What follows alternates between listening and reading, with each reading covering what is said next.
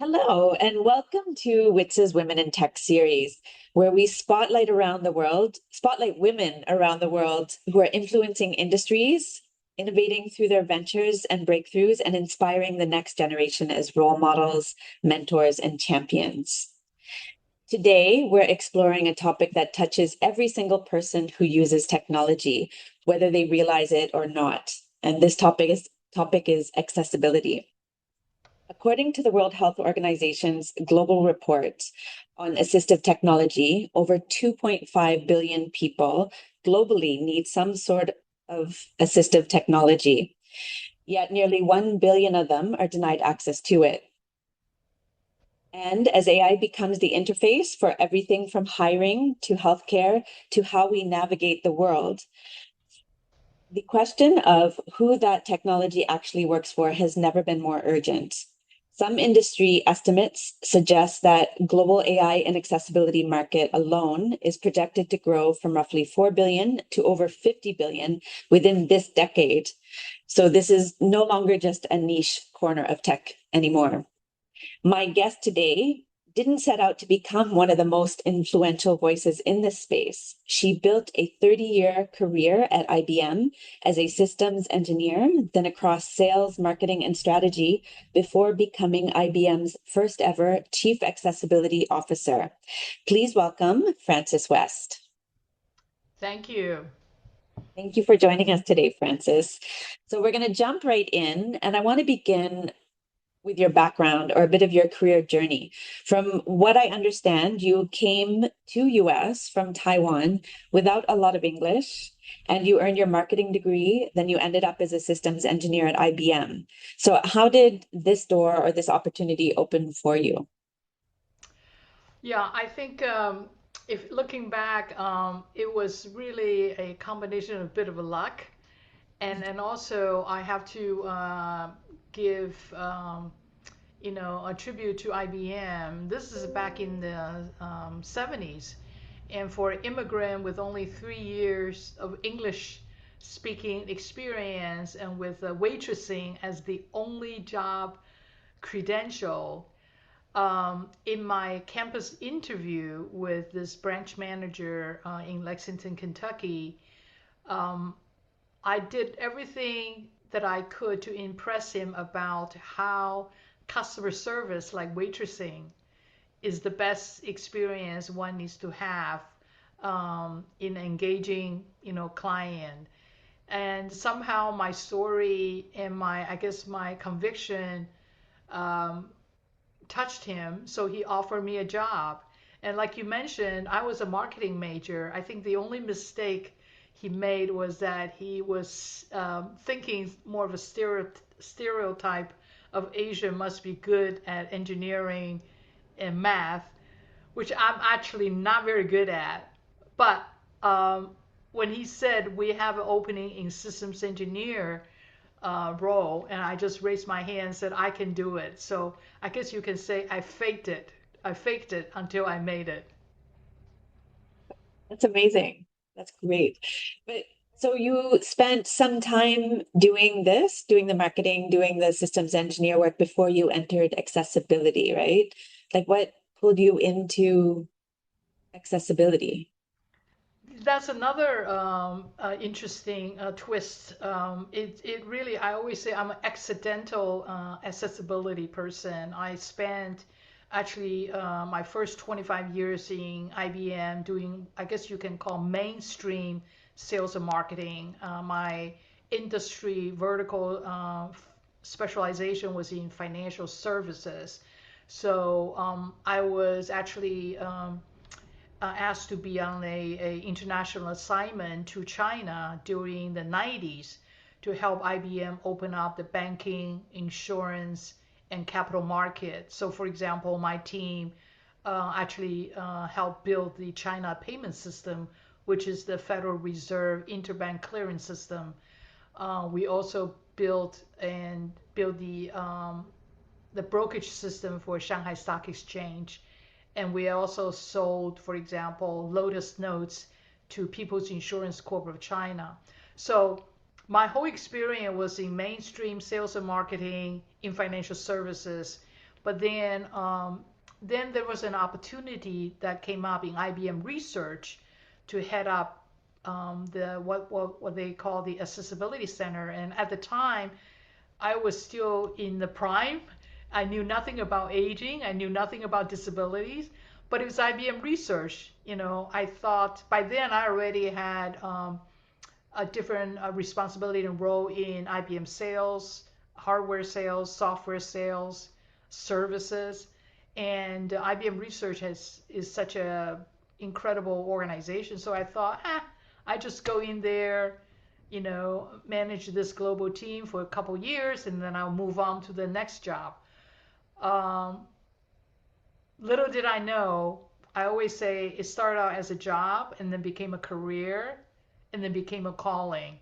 Because once I got into it, the whole concept of accessibility is making sure that we leverage technology to reduce the barrier so everybody can participate in this digital economy.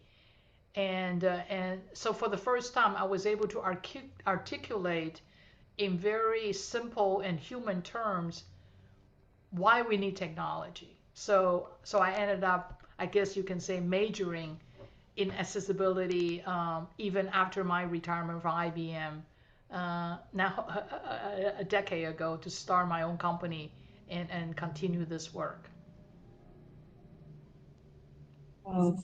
So, I mean, where a title like Chief Accessibility Officer hadn't existed before you, how did you convince a multinational company like IBM that they should have it and appoint you to be it? That's a great question. Yeah, as you know, to have a new title in this case, it really was one of the first of a kind title. Actually, Wall Street Journal did an interview on this because before that there was no such thing. Um, I was able to from the get go. Remember, I mentioned that I was from the business side of IBM. So I always look at this accessibility as a business imperative, not as a compliance or even as an innovation. But I really saw and believe that there is market to be made. So I was able to rally all parts of IBM from corporate functions like, usually people think about digital inclusion as an HR initiative, and some people call it DEI initiative, so they automatically think it's an HR initiative.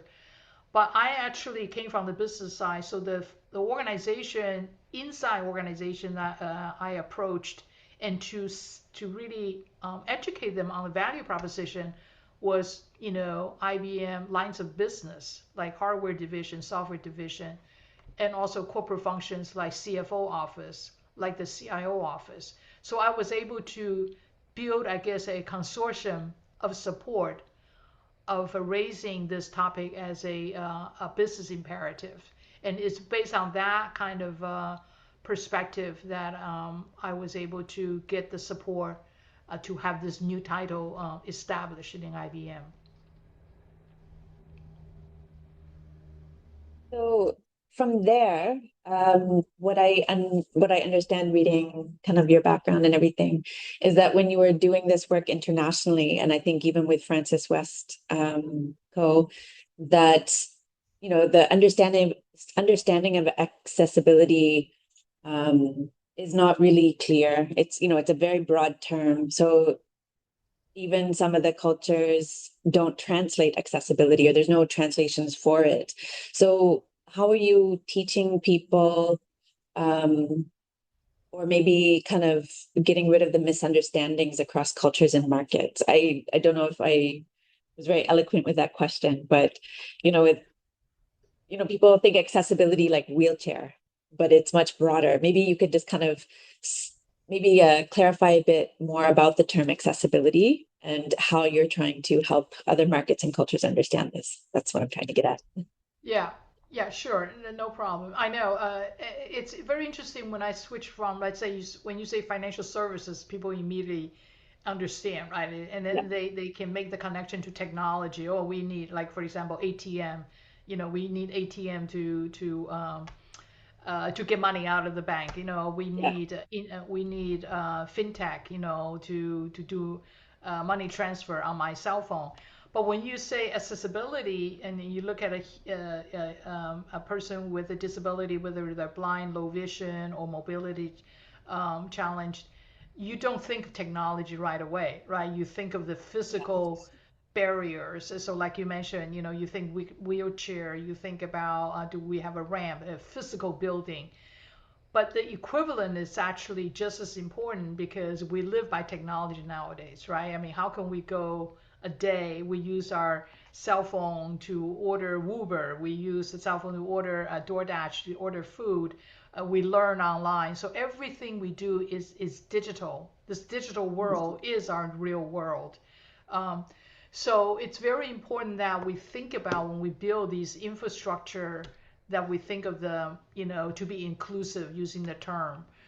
So what I would say to people is that don't think of accessibility as the other thing, right? Or for those people.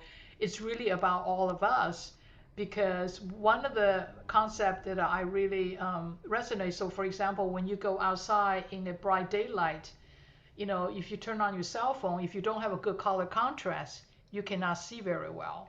And if Mhm. you are traveling at the airport and you have to get on a webinar or a Zoom call, if you don't have captioning, because the ambient voice in the background, you cannot hear very well. And of course, nowadays using AI, a lot of people use the technology through their speech, right? And speech navigation actually was originally invented for blind people. So all these quote unquote accessibility feature and function is actually mainstream, just what I call the human technology. Mhm. So that is one of the biggest area or misconception or misunderstanding I would try to clear up, which is don't think of them as them, think of it as us, because we all of us can benefit from accessibility because it increases participation and also productivity. Oh, that's a great point. Yeah, everybody benefits. So you founded your company, FrancesWestCo, 10 years ago, to help other organizations, I guess, move this so it's not just sort of a check that they've complied, the DEI, accessibility, that sort of thing. But you feel much has changed over the past 10 years? Like what is still treated as a nice to have versus an imperative or, a genuine strategic conversation now? Well, I think we certainly have seen progress. If one measurement, there's a lot of chief accessibility officers now in many different companies, and or head of accessibility is a recognized role now versus 10 years ago, which was considered a kind of a rarity, right? Um, and um, and the accessibility has evolved, and there are international standards, that are Mhm. being applied. Uh, in European Union, they just published the European Accessibility Act. In Canada, same thing happening, and even in Asia Pacific, whether it's countries like India or China, they all have accessibility digital standards now. So from that standpoint, we certainly have moved the dial. But I would still say that there is more to do because um, a standard sets the minimum, kind of bar, right? Can Right. you move beyond the minimum and then really build your business kind of process and also your business design around this accessibility thinking? And I'm beginning to use the word human first because I think accessibility a lot of times it's tied to disability, but really at the core is to recognizing human needs and being able to individualize or personalize that. 10 years ago when we say, oh, personalized experience is just a wish, right? But nowadays with AI, you really can personalize. So again, disability or accessibility prove out that if you design and think, for the entirety of the humanity, it actually opens up your entire market and your product offering to more people. So um, so progress, absolutely. And but could we do more? Yes. And then when this we build the foundation, so now for the company recognizing the value of it, I think they can harvest the benefit from financial terms like revenue or market growth much more easily now than say a decade ago. Okay, interesting. And yeah, definitely a lot more inclusive by being human first. But you're talking about all of these standards that are being designed, but you know, how how are they being kind of picked up or used? Because I also read that 96% of websites, for example, fail basic accessibility standards. And this was Search Lab's Digital Accessibility Statistics 2026. So it's recent that the majority of websites are failing accessibility standards. So why do you think a gap like this exists when we seem to have all of the necessary technology, the expertise, the standards in place to follow? What's the real pain point, do you think, causing that gap? And I would say that the so it's an evolution, right? So accessibility is starting out because like I mentioned, a lot of the infrastructure was built already without taking accessibility into consideration. So you kind of have to remediate your current infrastructure, which is very timely uh, and also potentially create some cost. So that's why I think the adoption rate has been not as high as it could be, unless you are one of the few companies that have the foresight that anytime you develop your new mobile apps or your website, you think about accessibility up front. So accessibility got a kind of a bad name, so to speak, because it's always on the back end of remediation and but now, I think this is an interesting time, and that's why I appreciate your having this podcast. Is that with AI coming into play, a lot of the quote unquote more labor intensive work. So, for example, tagging a picture, right? I mean, describing a picture. In the old days, you literally have to go in to put in alternative text to say, this is a picture of Emily or this is a picture of Francis West. But now with AI recognition, a lot of that work can be automated. So, and I just saw a recent report actually evaluating the AI tool like ChatGPT, Gemini, and Anthropic in terms of their ability to generate accessibility code or accessible code or making recommendation for programming. And that is groundbreaking. So, so I think the gap is going to be easier from now on with the tooling like AI helping us. But that said, it still takes the leaders, the C-suite executive, to have that intentional understanding and also desire to make sure that their product really serves the humanity at large, not just one segment. Uh, this applies. It doesn't even mean. It doesn't necessarily mean people with disability. It applies to women, right? And women. And as you know, I'm very involved with older adults or aging population. So that is a mindset. That's a philosophy. That's a cultural issue that we still have to really promote and encourage. And but then technology definitely is going to make the execution a much easier than before. What do you see as the biggest opportunity right now that companies maybe aren't paying attention to? I think if we're talking about right now, like sitting in 2026, there's a lot of hypes and this debate and about AI. AI for good or AI for bad and all this. And but if you step away from AI, what is artificial intelligence supposed to do? It really should be to enable or to augment human, not the other way around. Because if it's the other way around, then AI is not for humanity, right?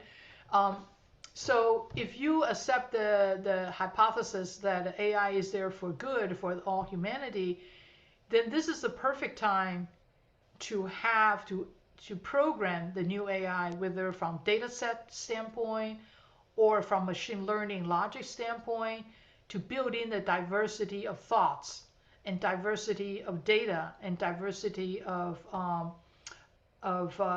processing. So from that perspective, we are at a golden hour to have the humanity meet technology.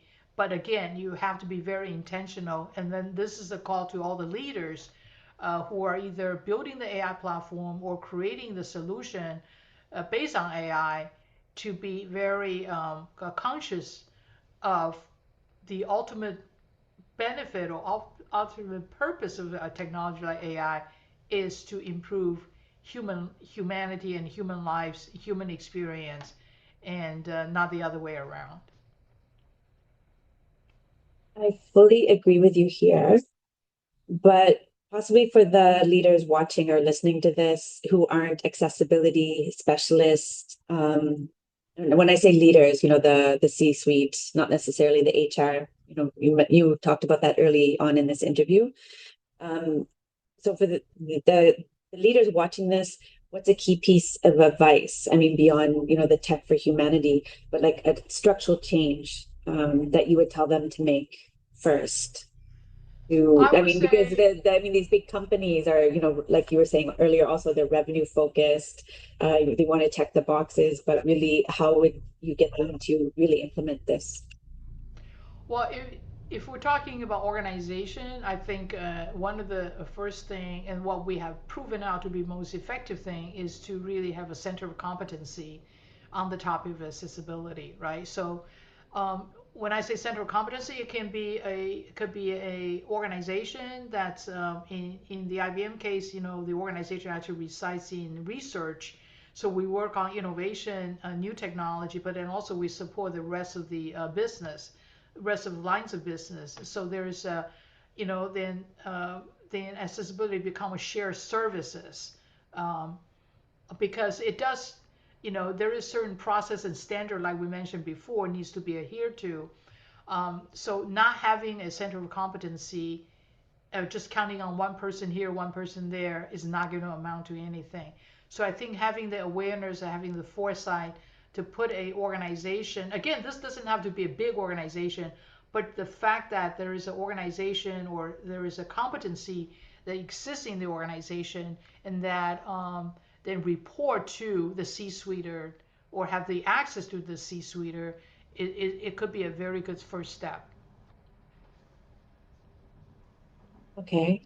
I mean, where this is also a women in tech conversation, linking that to accessibility, how did your own experience shape how you think about accessibility and designing for people who possibly get overlooked or excluded? I mean, so this is disability, gender, religion, language, geography, all of that. Has that helped form, Well, form how you like I how you meant, think about it? yeah, like I mentioned, I was an accidental accessibility person. I knew nothing about disability before I took the job. But once I got the job, what I realized is that it really spoke to me as a first generation immigrant. That is, when I interviewed with IBM, I was very fortunate to have a interviewer manager that saw me as a human, you know, even though if you look at my credential at the time, other than that I have very good grades, like I mentioned, I only have waitressing experience. I didn't even have a computer science as part of my curriculum, because I was a marketing major. So I think what I realize is that for, I guess some people call it marginalized or underserved population, which I belong, right? So think about it. I'm a first generation immigrant from Taiwan and woman in tech, and now I'm aging. So by definition, I should not have any opportunity, and yet I did, right? So it's a combination, obviously, with my personal kind of um, interest, and also some would say some hard work, but then also the environment, the environment provided by company like IBM, um, enable me to thrive and to achieve and to go places where I never thought I could even go. I didn't even dream about becoming a chief executive officer. So that gave me the motivation to say that if I can leverage my personal experience, and because I understand the yearning, the desire of people who are usually on the outside, wanting to be in the room, not just be in the room, but a seat at the table, and not just a seat at the table, but the rights to speak. I understand that kind of a desire. So if I can do anything through my own work, to help, to open the eyes and open the doors of the senior executives of that the value of these underserved, entities or people, and how they can add the creativity. So people use the word diversity. Why do we need diversity? Because diversity breeds creativity. It breeds disruptive innovation. So that's my motivation of continuing doing this work. And this all stems from my personal experience of wanting to be part of to be able to contribute to a bigger cause. But you have to, in order to contribute to the bigger cause, the cause has to accept me as an individual, as a human being first. That's really inspiring. And I think it's also a reminder that we all have it within us. We just have to sort of believe also coming forward. And I think with the women in tech conversations, it's I think we're at the point where we wish that we didn't have to say women in tech in the title and be the token, women in tech conversation at a lot of these events. But at the same time, it's necessary. And we can always try to do other things like include women just naturally in all the conversations, be it accessibility or AI or cybersecurity, that sort of thing. So it's just so that we keep on inspiring and elevating and or lifting up and paying it forward so that women continue to break ground ahead and that diversity continues just to become the norm. Um, so for the women who are maybe earlier in their careers, and they want to build something to help continue to open doors for, the diversity, the inclusion, maybe something category defining like chief accessibility officer, like what you did. What's your advice to the women in tech to keep breaking ground? Yeah, I think I mean, I guess you can say that some of us kind of started the journey, or paved the way a bit, so to speak. And if I were 20, 30 years old now, as a woman, I think I'd be even more excited about the opportunity, and because of AI, right? And because the whole idea, again, going back to AI, is to have a technology that can be personalized by used by anybody. Yeah. And so it's a, and they're also using multimodal, right? I mean, when we first started, when I was started with IBM, we're selling, a punch card, right? I mean, there is only one way of talking to the computer, is typing code, right, through keyboard. Now you can use speech, you can, and some of the assistive technology, you can just use your eyes. And now with some of the brain, technology, that you can just think it, it's going to happen. So there's whole new way of interacting and leveraging the technologies coming up, and AI is in the forefront of that. And I think, and so for example, one of the biggest business opportunities in healthcare transformation, and I think more women are employed in healthcare in terms of population or employment base than any other profession. So whether you're a frontline nurse, or you're a doctor, or being one of these caretakers, you all can contribute to the AI kind of evolution. So the opportunity is actually vast. And also, it doesn't take anything to get on and talk to AI now. It used to be you have to have the intermediary, right, to talk to a computer. Now you just get on the internet. You just ask a question, and Gemini or ChatGPT is right there with you. So I think we need to seize this opportunity to put in our thoughts, put in our ideas, because that, you know what, that goes into the big data, right? So women, you don't have to wait for permission to get into a room. Basically, the room has been broken down. The whole space is ours. But it's for us to own, for us to participate. So I would say that any women that out there, you just have to start using technology like AI. I don't care with the chat GPT, just pick one, just start using it. I know I'm training my AI and to understand my thinking, and my thinking will go into the sea of data, and if each one of us put our perspective in there, then we can change the AI logic.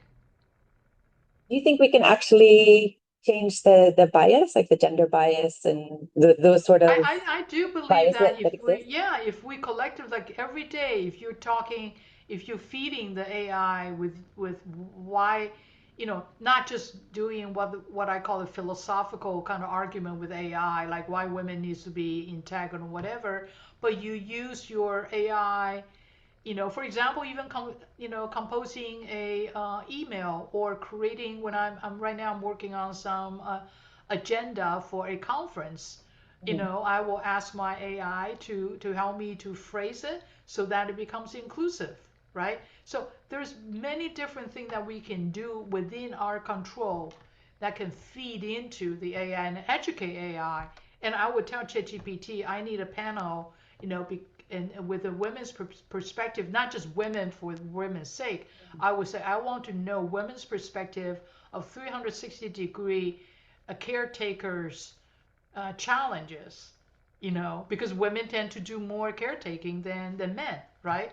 And then what area of the caretaking can be improved, can be lessened by a technology. So that's a way of training AI to think about, a topic that's close and dear to our heart. That's a great suggestion, great example. I never really thought of how I was training my AI quite in terms of the language like that. But I'll Yeah. be a lot more aware moving forward, which I'm quite excited about. So we're about to wrap up, but I have just a few sort of rapid fire type questions. Um, so just quick answers. I would love to hear from you. One myth about disability and technology you wish that would disappear. You wish that would disappear. Well, I would say the myth is, I mentioned that before. I think there is a myth about, this kind of accessibility topic is about them. And I would say it's about all of us. It's not about them. Because if you're going to, if you're a human, you're going to age. If you age, you're going to acquire disabilities. And according to American Association of People with Disabilities, by the time you're 45, your eyesight begin to go, right? So bifocal glasses, so you are vision impaired, right? Or you're, um, and then by the time you are 50, 60, your hearing is not going to be as good, right? By the 70 or 80, you begin to forget things. Let's hope that you don't, end up completely losing your cognitive. So we will all get there, and we will all need technology to help us augment our vision, our hearing, and our thinking, and also mobility, right? I'm beginning to have some knee problems, right? But you don't even have to wait till you're 60 or 70, right? You could be a young, FIFA soccer player, and you can, tear your ACL, and then you're going to be disabled.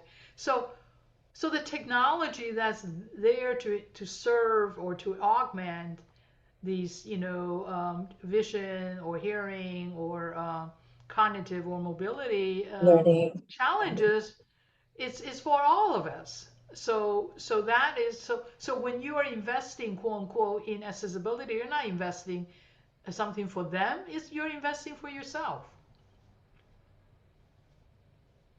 A headline you would love to see about accessibility in tech a year from now?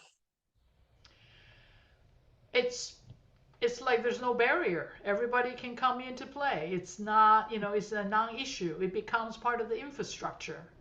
Zero barrier and full participation, which is the promise of a digital economy. Perfect.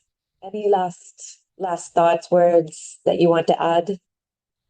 Anything else you want to say before we wrap? Well, I would say that this is actually a very exciting time, and I think, but it does take us to think differently. And I would say that I go back to, kind of reliving my early years and say, what are the things that gave me the kind of a courage, gave me the breakthrough, like joining IBM in my young 20s. And I would say that each one of us do need to look at this new world very differently. That you really should have the curiosity to learn, to learn AI, use AI, and then also have the courage to try things differently and to think differently, to go out of your normal bound. And it could even mean physically going out of your city or your town, see the world, because the world is in a very, very a different world than even say 5 years ago. And the last but the least is have the confidence, especially if you're a woman in tech, have the confidence to not challenge, but to really bring your own experience and distill it and make sure that your experience, even if it doesn't translate in the workplace, it can translate into your interaction with AI on a day-to-day, even on a private basis, because that's how you are actually, you could be just one drop of water, but the ocean is made up of many, many drops. So if each one of us take the personal responsibility of educating AI through our action of interacting with AI every day, then I think tech in the future is going to be will be better and be more equitable, because in this case we will be leading. We're not just cheerleading. Thank you. So we all need to be accountable, which is important.